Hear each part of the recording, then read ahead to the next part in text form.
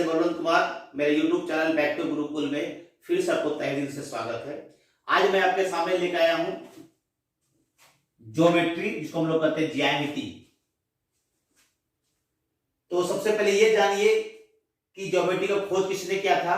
यानी कहने का मतलब है कि फादर ऑफ ज्योमेट्री किसको कहते हैं, तो फादर ऑफ ज्योमेट्री कहते हैं यूक्लिड को, जिन्होंने ज्यामिति की खोज की थी।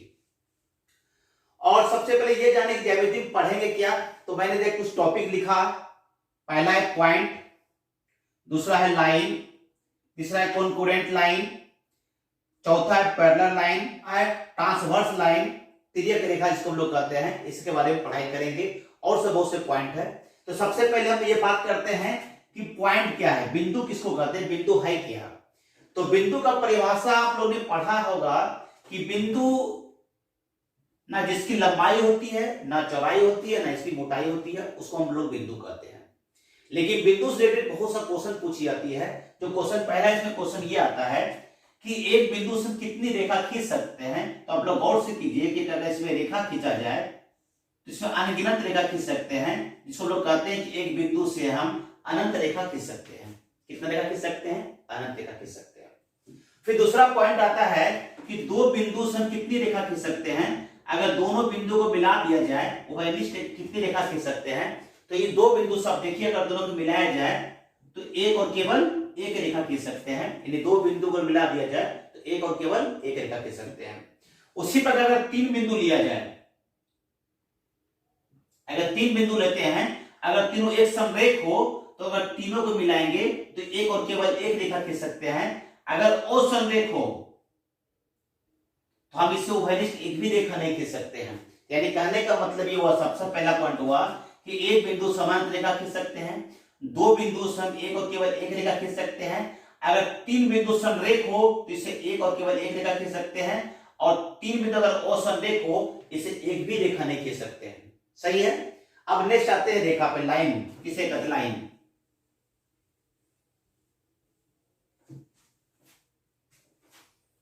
लाइन के बारे में कहा गया है कि जिसका कोई ना आदि हो ना अंत हो, यानी कहने का मतलब जो चलते रहे, जितना दूर उसको चला सकते हैं उसे लाइन कहते हैं। अब लाइन में ही पढ़ते स्ट्रेट लाइन, जो सीधी सरलरेखा होती है।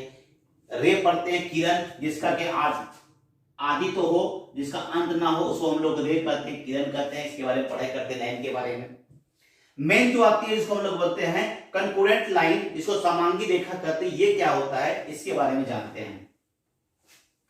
तो इसके बारे में कहा जाता है अगर दो रेखा, दो या दो से अधिक रेखा अगर किसी बिंदु पे मिलती है, मान लीजिए ये ए बी, ये सी डी और ये ई और ई एफ, अगर ये सभी अगर एक पॉइंट पर मिलती है तो इस रेखा को हम लोग बोलते हैं समांगी रेखा। क्या बोलते हैं हम लोग, समांगी रेखा। चौथा है पैरेलल लाइन। पैरेलल लाइन के बारे में जान लीजिए थोड़ा सा। नेक्स्ट पॉइंट पढ़ते हैं पैरेलल लाइन। कहता है अगर दो स्ट्रेट लाइन अगर इसको खींच दिया जाए, ए और बी, नेक्स्ट सी और डी, अगर ये दो पैरेलल लाइन को अगर हम लोग खींच देते हैं, इसकी बीच की दूरी हर जगह डिफरेंट अगर सेम हो, अगर बीच की दूरी हर जगह सेम हो, तो इस दोनों लाइन को ए बी और सी डी को, यानी A B parallel C D हम इसको कहते हैं। ये कब कहेंगे, जबकि ए बी और सी डी के बीच की दूरी हर जगह समान हो, तो उस दोनों लाइन को हम लोग पैरेलल लाइन कहते हैं। नेक्स्ट बात करते हैं ट्रांसवर्स लाइन, तिर्यक रेखा जिसको बोलते हैं।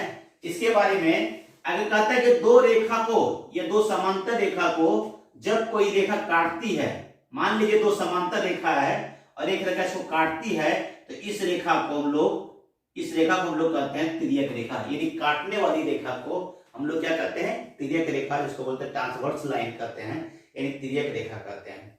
सही है। चलिए नेक्स्ट बात आगे करते हैं।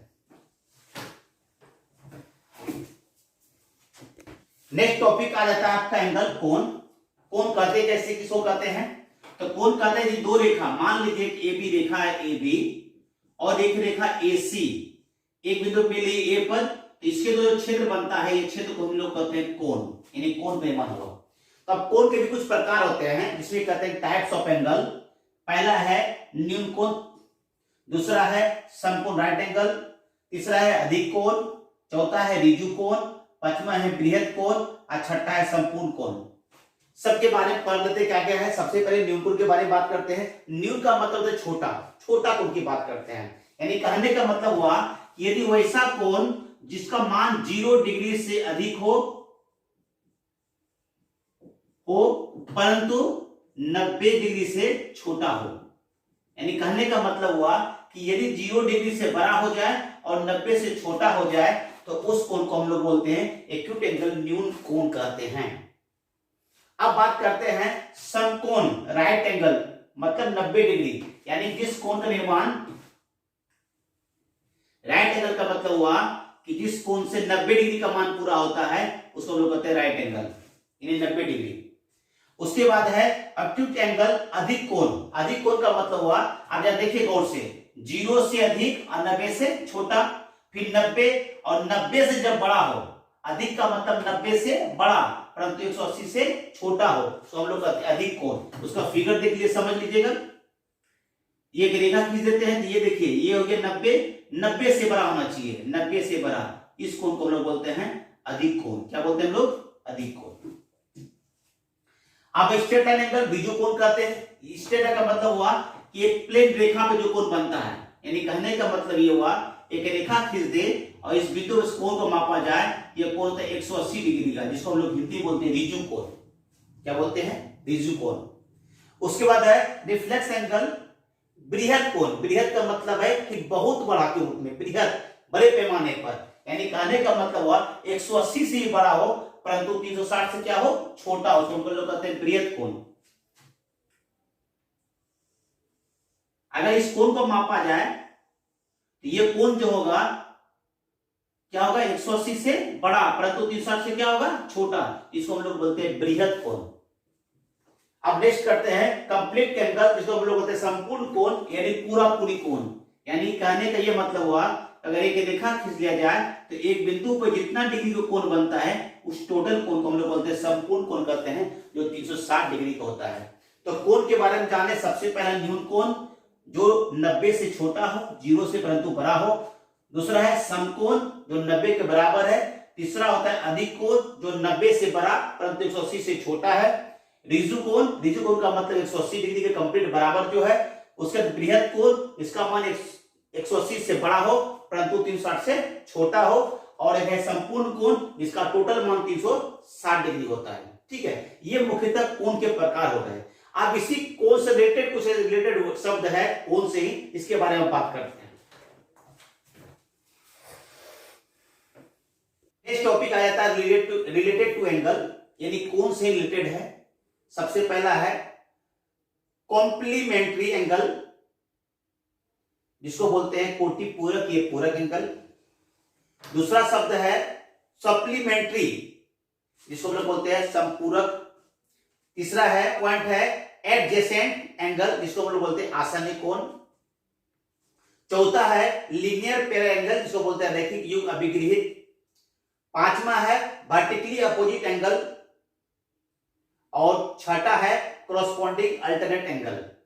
ठीक है, अब इसके बारे में चर्चा करते हैं। सबसे पहला बात करते हैं कोटि पूरक के बारे में, उसके बाद बात करेंगे संपूरक के बारे में। इससे रिलेटेड एग्जाम में क्वेश्चन सीटेड में बहुत ज्यादा क्वेश्चन राइज की जाती है, तो अब आप इसके बारे में बात करते हैं। सबसे पहली बात करते हैं कोटि पूरक, जिसको आप पूरक बोलते हैं। तो इसके बारे में कहते हैं दो एंगल, अगर दो एंगल का मान, यदि मान एक एंगल ए हो एक एंगल बी हो, यदि इस दोनों का मान अगर 90 डिग्री हो जाए, उस दोनों कोण को मिलाने के बाद यदि 90 डिग्री हो जाए तो उसे हम लोग कहते हैं कोटि पूरक, ये पूरक कोण कहते हैं। फॉर एग्जाम्पल, मान लिया जाए कि एक क्वेश्चन आपको अगर राइज किया जाए, अगर ए का मान आपको 65 डिग्री दे दिया जाए, 65 डिग्री, तो आपसे पूछा जाए कि 65 का पूरक कोण कितना होगा या कोटि पूरक कोण कितना होगा। अगर आपसे पूछा जाए तो 90 में 65 को यदि घटा देते हैं तो 25 डिग्री आता है, यानी 65 का जो कोटि पूरक कोण होगा 25 डिग्री। सही है। अब नेक्स्ट करते हैं संपूरक। संपूरक के बारे में कहता है यदि दो कोण, अगर मान लीजिए कोण ए और एक कोण बी, अगर दोनों पे मिला के 180 डिग्री हो जाता है तो उसे कहते हैं समपूरक कोण। क्या कहते हैं हम लोग? समपूरक। तो मान लीजिए अगर ऐसा क्वेश्चन आ जाए कि ए अगर आपको 60 डिग्री दे दिया जाए और आपसे पूछा जाए कि इस 60 डिग्री कोण का समपूरक क्या होगा, तो इसका क्या करेंगे, 180 में 60 को घटा देंगे तो कितना डिग्री बचता है, 120 डिग्री। तो यहां देखिए 120 प्लस 60 कितना हो गया, 180, यानी ए प्लस बी का मान कितना हो गया, 180। तो जब दो कोण का मान अगर 180 डिग्री पूर जाए इसको अपन बोलते हैं समपूरक, और जब दो कोण का मान अगर 90 डिग्री पूर जाए तो उसके कहते हैं हम लोग कोटि पूरक या पूरक कहते हैं। सही है। अब रहते हैं आसन कोण, किसको कहते हैं, तो आसन कोण के बारे में कहा जाता है कोण, मान लीजिए एक दो कोण बनता है इस तरह का ए बी सी और डी, तो यहां पे देखिए एक कोण ये ए है और एक कोण ये बी है, तो यहां पे देखिए दो कोण बनता है। तो आसन कोण का परिभाषा कहता है कि जब दो कोण का निर्माण हो परंतु उसमें एक रेखा, वन लाइन जो अगर उभयनिष्ठ हो, कॉमन लाइन हो जाए, तो उसके द्वारा जो दो कोण बनेगा, ये दोनों कोण को हम लोग आसन कोण कहते हैं। क्या कोण कहते हैं, आसन कोण कहते हैं। तो यहां देखिए ए का बी आसन कोण है, या बी का ए कौन सी है, आसन कोण है। कैसे, इसमें देखिए बी और सी जो है क्या है, उभयनिष्ठ रेखा, जिसको हम लोग कहते हैं कॉमन रेखा। सही है। नेक्स्ट अब बात करते हैं रैखिक युग्म अविकृत, इसके बारे में सिंपल सा परिभाषा है।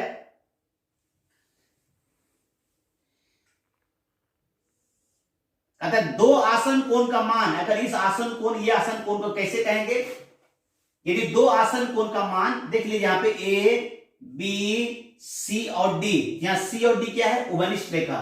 यदि दो आसन कोण का मान अगर 180 डिग्री हो जाए, यानी अगर कोण ए और कोण बी यहाँ पे है, तो ए प्लस बी का मान यदि 180 डिग्री हो जाए, इसको हम लोग कहते हैं रैखिक युग्म अविकृत, लीनियर पेयर एंगल।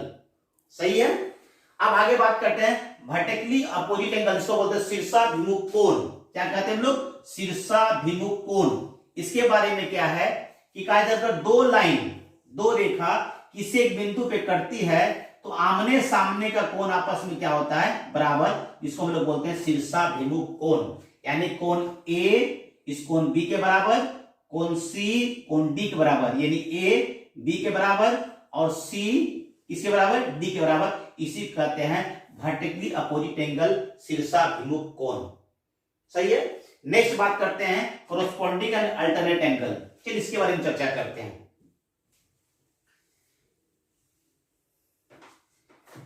जब दो समांतर रेखा को कोई तिर्यकछेदी रेखा काटती है, ये एल काटने वाली रेखा हो गई, और ए बी और सी डी क्या है, समांतर लाइन है, तो काटती है तो यहां पे 8 एंगल बनता है, कोण 1 कोण 2 कोण 3 कोण 4 कोण 5 कोण 6 कोण 7 कोण 8। यहां पे 8 एंगल जो बनता है, दो तरह का कोण है। आप देखते हैं दो, यहां जो ऊपर कोण है, यहां भी बाहर कोण, इसको बोलते हैं, बाहर वाले कोण को बोलते हैं एक्सटर्नल एंगल, और कुछ कोण अंदर बनता है इसको बोलते हैं इंटरनल, मतलब अंदर का कोण, एक होता है बाहर का कोण। सही है।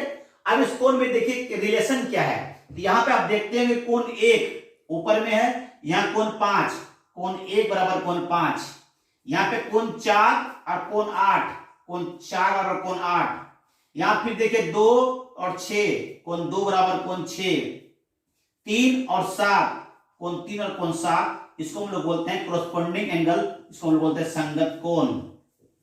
क्या बोलते हैं, संगत कोण। सही है। अल्टरनेटिव एंगल कहते हैं एकांतर कोण। एकांतर का मतलब तिरछा, यानी कहने का मतलब ये 3 और ये 5, कोण 3 बराबर कोण 5, और कोण 4 और कोण 6, कोण 4 बराबर कोण 6, इसको हम लोग बोलते हैं अल्टरनेटिव एंगल, यानी एकांतर कोण कहते हैं। सही है।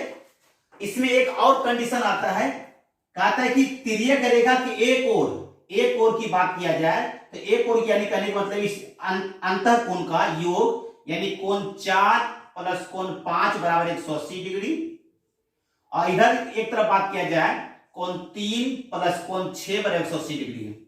यानी बात समझ में आई। फिर से एक बार देख लीजिए कि जब दो स्ट्रेट लाइन यानी पैरेलल लाइन को जब तिर्यकछेदी रेखा प्रतिच्छेद करती है तो नंबर 1 संगत कोण के युग्म बराबर होते हैं, तो 1 5 4 8 2 6 और 3 7 का जो पेयर होता है उसको लोग संगत कोण बोलते हैं। ये आपस में क्या होते हैं, बराबर। उसके बाद अल्टरनेटिव एंगल 3 5 4 6 के युग्म जो होते हैं आपस में बराबर होते हैं, इसको बोलते हैं अल्टरनेटिव एंगल, एकांतर कोण बोलते हैं। और नेक्स्ट क्या आता है कि तिर्यक रेखा के एक ओर के अंतः कोण, तो 4 और 5 इनका योग 180 डिग्री और 3 और 6 इसका भी योग कितना 180 डिग्री होता है, आपस में क्या होते हैं बराबर होते हैं। चलिए इसके कुछ एग्जांपल द्वारा बात किया जाए।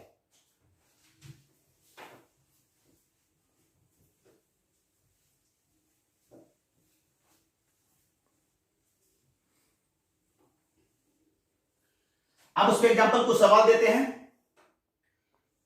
एक क्वेश्चन है 2x 3x। क्वेश्चन क्या है, एक सवाल, ये सवाल है जिसमें कह रहा है कि आपको फाइंड द x, यानी x का वैल्यू निकालिए, x का मान कितना होगा, यानी find the value of x, x का वैल्यू निकालिए। तो यहां पे आप देखिए कौन सा नियम है, जहां देखिए गौर से, तो ये सबसे पहले आसन कोण है, और आसन कोण का कहता है योग जब 180 डिग्री हो जाए इसको लोग बोलते हैं लीनियर पेयर एंगल, यानी रैखिक युग्म अभिगृहित से इस दोनों का योग का मान कितना 180। तो 2x प्लस 3x के बदले 180 डिग्री, तो 2 और 3 कितना हो गया 5x के मान हो गया 180 डिग्री, और x का मान हो गया 180 अब बटे 5 बराबर 36 डिग्री, यानी x का मान कितना हो गया 36 डिग्री। एक एग्जांपल और देखते हैं।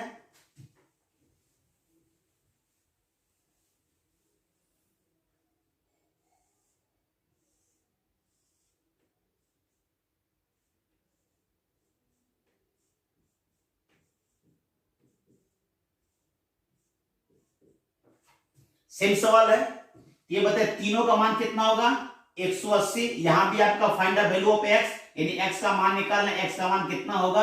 तो गौर से देखिएगा इस तीनों कोण का मान कितना 180, यहां पे देखिए इस कोण का मान कितना है कुल 90, तो शेष कितना होगा 90, यानी x प्लस 3x के बदले में 90 डिग्री, तो 3x प्लस x तो हो गया 4x, इसके बदले 90 डिग्री, और x का मान निकाल लीजिए, तो 90 बटे 4 बराबर 22.5 डिग्री। सही है। नेक्स्ट एग्जांपल देखते हैं।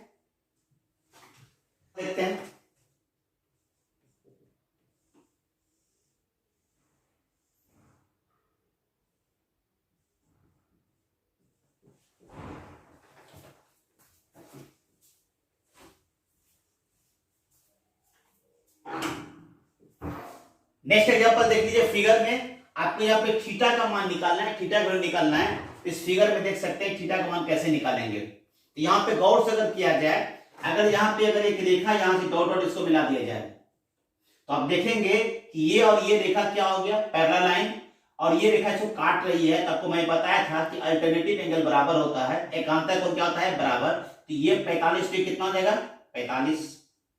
सही है।